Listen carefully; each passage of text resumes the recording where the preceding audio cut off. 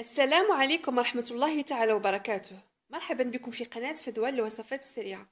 وصفتي لليوم هي كيكة ببودرة الكاكاو، ونحتاج في المقادير إلى 200 غرام من الدقيق الأبيض المنخول الذي أضفت إليه رشة ملح، كيس من السكر فانيلا، وكيس من الخميرة الكيميائية، كأس عنبة كبير من الحليب،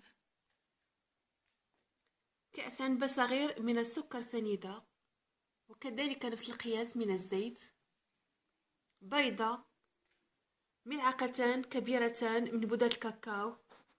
كما أحتاج كذلك إلى ملعقة كبيرة من شوكولا الدهن. سوف أقوم بمزج المكونات ثم نلتقي بعد ذلك.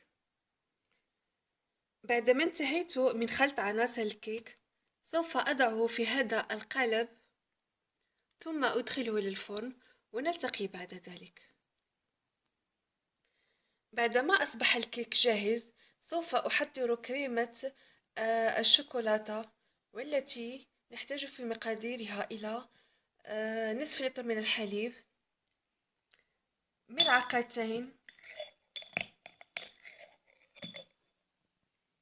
من بودرة الكاكاو،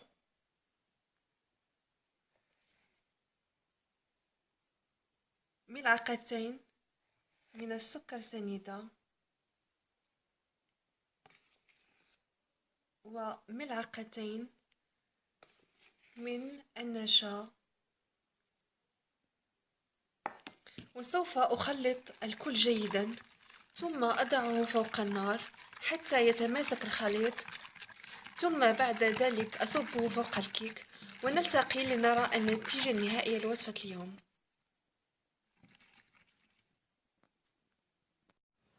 وأخيرا هذه هي النتيجة النهائية لوصفة اليوم، لتجي رائعة جدا.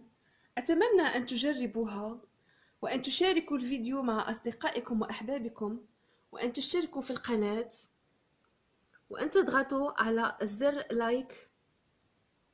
والسلام عليكم ورحمة الله تعالى وبركاته.